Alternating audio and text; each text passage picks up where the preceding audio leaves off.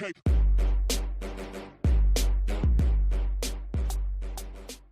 Welcome Wargamers, this is Doug with 2+ Stuff, and today we are wrapping up Nurgle Week. Now, I could have done these videos in an order that kind of had escalating things, like start from the little guys and go to the biggest, the Rotigus, and the Great Unclean One, but I decided not to. Instead, I decided to end the week focusing on the most prolific demon that we see from Nurgle, and that is the humble Plaguebearer, because nothing says Nurgle like this guy. So in this video, we're going to explore Plaguebearers in full, as well as the Heralds that lead them.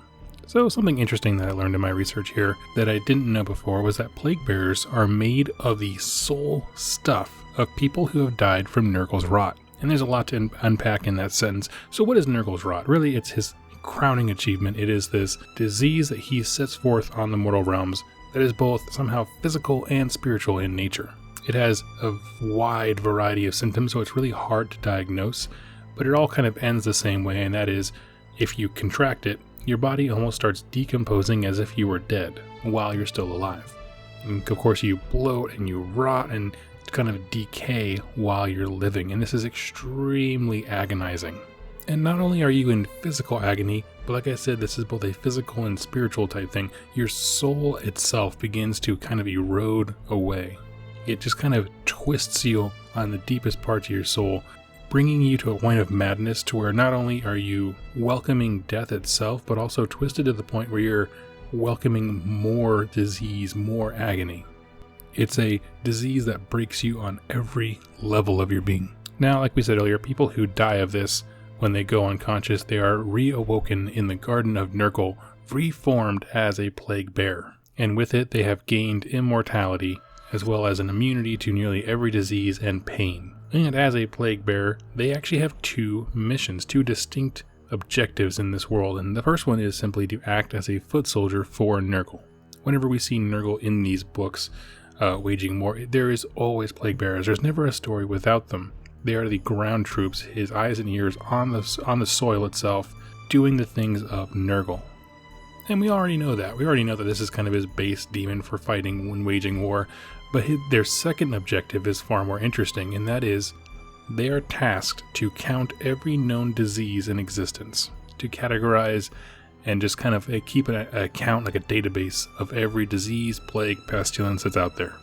Now, one of the reoccurring themes that we've visited over this last week is the fact that Nurgle is a god of order. I think that's a point that was very heavily hit in this battle tome, more so than I think in any of the Chaos books that we've had in the past. That Nurgle so enjoys this very predictable recycle of death and rebirth and creating more life. And so part of that is categorizing, cataloging, and having a database of all the diseases and microbacteria and all that stuff that make that cycle possible. And I've appreciated that at every single bit of lore in this book, in Magakin of Nurgle, it has visited the fact that he is both mirthful and happy, but there is just this orderly, organized side of him that shows its face in all levels of demonhood, and the Plaguebearers are no exception. Now, Plaguebearers showed up quite a bit in the Rumgate Wars, particularly fighting the Hallowed Knights in the Realm of Life, Garan. And while in those books they didn't have a ton of character, as Plaguebearers are somewhat dim, they don't have a lot of individual intelligence, but they do have great numbers. There's just so many scenes of Hallowed Knights fighting endlessly, seeming these guys just are without number, right? They just keep coming and coming and coming. And not just in the sense that you strike him down, he doesn't die and he gets back up, but in the sense of there's numerically just a ton of these dudes. So they don't need to be fast or be great warriors or sharp and cunning. They just drown you in bodies that are hard to eliminate. And it's easy to kind of write that off. It's like, oh, okay, that's just the way they conduct war or whatever.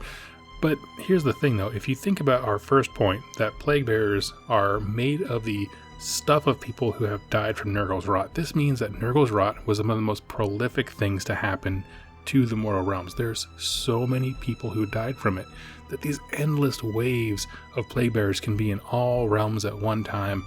This is a lot of people dying from this thing. The sheer scale of Nergal's Rot is truly horrific when you think about all of the demons and Plaguebearers and Heralds that have died to come to it.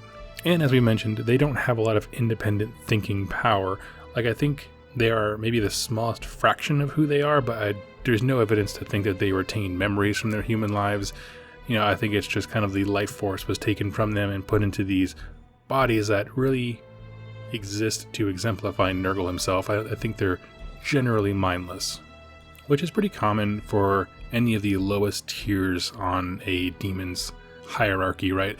It always seems that the Chaos Gods, whenever they make their baseline troops, they have the least amount of autonomy, which is why they're led by these class of Plaguebearers that are kind of elevated one step above, called Heralds. Now, it used to be that there was one model called the Herald of Miracle, and that was pretty much all there was to it, but they've actually added 2 more and kind of moved things around, given them each individual names, or titles, I should say. And so Herald now is a collective term for 3 different types of leaders of Plaguebearers. And these are fundamentally Plaguebearers that are bigger, stronger, and have much more free will and intelligence. And it's of course free will and intelligence that are designed specifically to do certain tasks. The first Herald is called Epochs Bringers. Now these are going to be your common lieutenants and military forces. They operate under Great Unclean Ones. These are the guys who are, much more like lieutenants, sergeants, things like that. They coordinate assaults, they're very practical, they relish in the authority that they have, and they really emphasize the foot soldier aspect, right? These guys aren't superheroes, they're movers of people, organizers of military forces. And they have a lot of varied personalities. We're introduced to one, he's not explicitly called a Epochs Bringer, but in the book Nagash, the Undying King, we are introduced to a Herald that closely resembles him. He doesn't look anything like the other 2 that we have on this list. I'm assuming it's a Epochs Bringer. And it's referenced that there's others who are very different from him in terms of personality, aptitude, temperament. And so they have free will. They can organize these things. They can have schemes and plots and submissions and things like that. If you would like to know more about Epochs Bringers, I strongly recommend that book. That's Nagash, the Undying King. And this is represented by the classic Herald of Miracle model that we've had darn near forever. So if you buy the Start Collecting box, this is the one that you get in there. Now, the second type of Herald is called the Spoil Pox Scriveners. And these guys focus on a very specific aspect of Nurgle. They're very humorless, okay? They don't have his mirth, his joy. I think their personalities are much more one-dimensional compared to Epochs Bringers, which are very broad, can be a lot of different things. Scriveners seem to be very focused on specific tasks, and that task is simple. Make sure that the Plaguebearers keep counting diseases. They function as a middle management for the secondary mission of data collection, okay? Which does not sound sexy at all, but it's exactly what they do. They're often described as disagreeable. They really love to boss others around. They use their free will and intelligence above Plaguebearers to kind of exert their control and dominance over them. And if a Plaguebearer loses count during his record keeping of diseases, his name is recorded on the huge scroll that you see in the model. And the Plaguebearers who are recorded on this scroll, this list of names, have a distinct risk of becoming what are called sloppy bile pipers, which we'll get to in just a second. But it's important to note for right now that Scriveners hate bile pipers. And what these guys really represent is that order aspect that we talked about earlier of Nurgle really taken to the extreme. I think this model was added to the army to really double down on that aspect of Nurgle. He's not just the jolly, mirthful god, that he has this side of him that is very structured and organized, and nothing else defines him quite like Spoil Pox Scriveners. Like every entry has, there are some that are orderly, some that are kind of crazy and wild, but these guys are solely focused on the mission of counting the diseases. That is their sole purpose in existence, and so they take that very, very seriously. Like I said, they're far less kind of multi-dimensional in terms of personality, which to some might sound like, oh, they're uninteresting, but when you have someone who's focused on one thing and then you put a character in an army who's completely different, which we'll get to in a second, that's great narrative fodder right there. And what's interesting is they kind of act as the blue scribes are to Tzeentch. Blue scribes, if you don't know, are tasked with recording and chanting every single spell in existence. These guys, same thing, but with the counting of diseases and plagues. So I like that they kind of added a parallel here. And the last unit that we come to in kind of the Heralds category is the newest thing they added, which is the sloppy bile pipers. This is extremely interesting. There is actually a disease that affects Plaguebearers. Largely they're immune to things, but this one does affect them, and it's called the Chortling Mirin. And yes, I went to dictionary.com and had them pronounce that for me. They pronounced it Mirin, so that's what we're going with. And what this disease does is it causes Plaguebearers to fall into a comedic fever, almost like we would think like the Joker, right? Can't stop laughing, can't stop joking. humor and being ridiculous and jokes become a compulsion rather than an option. Remember, Plaguebearers themselves are not typically bright enough to be the mirthful type. They're usually just kind of like zombies. You see a lot of the mirthful stuff come from bigger things or more independent creatures, but Plaguebearers not so much. So to catch this disease and start acting that way, it's very strange. And what these guys do is they're kind of sent around various Nurgle armies to entertain them. They almost act like banner bearers, right? They increase morale, they make everyone happy. Now, other Plaguebearers are just too stupid to really care, and Scriveners hate the demeanor, the humorous aspect of this. They want to get the job done, they want to count things. But who is impressed by the sloppity bile pipers and their humor is the greater demons and the beasts and the Nurglings, the great unclean ones. They love these guys. There's stories of great unclean ones just laughing so hard. They really enjoy them. So the bosses want to have these guys around, but middle management, the Scriveners, really despise it. It makes for a fun little bit of friction within an army. And it's also recorded in their entry that this disease, the Chortling Mirin, actually affects mortals as well, who laugh literally till they die. Their sides split open because they're laughing so hard and their muscles are contracting and things like that. But unfortunately, there's no real retirement plan for a bile piper because they are always the last victim of this disease. Eventually, the Chortling disease will leave them, and when it does, it's going to take their humor and their personality with it. Whatever vestiges of life they had in them, it goes away with them, and they wind up being more mindless than a Plaguebearer. Well, what happens then? Well, then somebody else who has been infected with this disease sees the guy who the plague just left, kills him, guts him, and becomes the next sloppity bile piper. And now, why did I bring up gutting him? Well, if you've seen the model, which I'll put up here, you know exactly what I mean. That pipe thing that he's holding right now that looks like a bagpipe is actually the guts of the previous guy who probably infected them.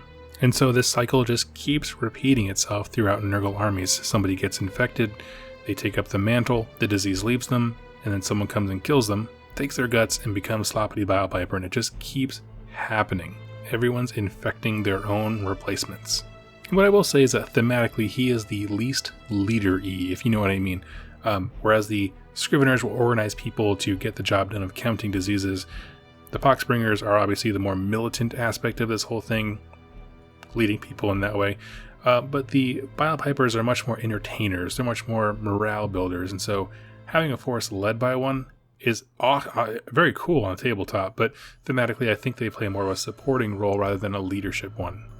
Okay, so let's talk about why Plaguebearers and Heralds are so cool. One, I love the fact that they started as humans. Sure, they're not very human-like right now, and I'm sure their personalities and independent thinking are all gone, but the fact that they have an origin as a person is super haunting, because it gives us a concrete idea of how bad this plague is.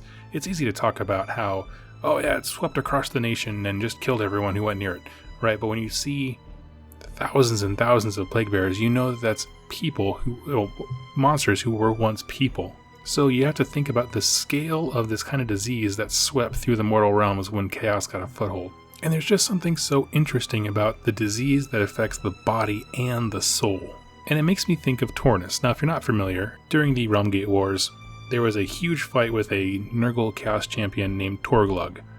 And in one story, he was basically struck down, defeated, and instead of killing him, the Celestant Prime redeemed him, and so he was shot to his ear, and they kind of purged all of the Nurgle disease, taint, stains, anything like that from him, and he became Tornus, one of the most prolific heroes in the Realmgate Wars, reborn as a Stormcast. The reason I bring him up is because if there's this disease that affects the soul, how much purging had to happen to Tornus, and so it's very interesting, how many of these people can be brought back. I don't think Plaguebearers can be brought back to their human state, but I mean, how many Chaos Champions can? What is the point of no return on this disease affecting the soul? It's very interesting fodder for kind of building narratives around. One thing that's happening in this book, and certainly with these particular units, is really doubling down by Games Workshop on that Nergal is more than just a god of disease and laughter, that he is a record keeper. He takes these things very seriously. You can see why, if you are a god of order and you like having your systems of how things go, like the cycle of corruption, things like that, you'd be an instant enemy of Tzeentch, who loves change for the sake of change. And so I think by doubling down on the order aspect it really makes the narrative of those two hating each other really come to life. I love the move that they made in this book by diversifying the kinds of heralds that you can take.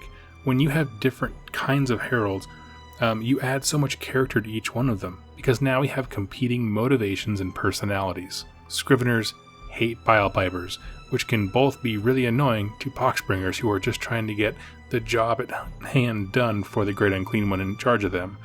There's all these three people who, they work together just fine. I mean, they have to as an army to function, but they don't like each other. They can twist each other's words, they can turn their back on one another, really screw each other over. It's really great for adding that kind of very dynamic feel to an army, even though they all serve in the same sort of hierarchy capacity as being above a Plaguebearer in a position of leadership in some capacity. But now we have reasons for them to not like each other and the army to be different and have different stories and narratives based on that. I mentioned before the book Nagash Undying King. It has a Pox Bringer in there. And so what this book combined with that one really bring out to me is that demons are much more stable. And I've harped on this in the Great Unclean One book, where I love the fact that Games Workshop has made demons much more stable. They're not bound by being near tears in reality to the Chaos Realm. They're not like it used to be for Bloodletters. If they ever stopped killing and making bloodshed, then they would just disappear. Like, no. Once they're there, they exist. And so having that kind of concreteness means that you can really fill out the backstory and personality of some of these heralds as well with the Plaguebearers that follow them.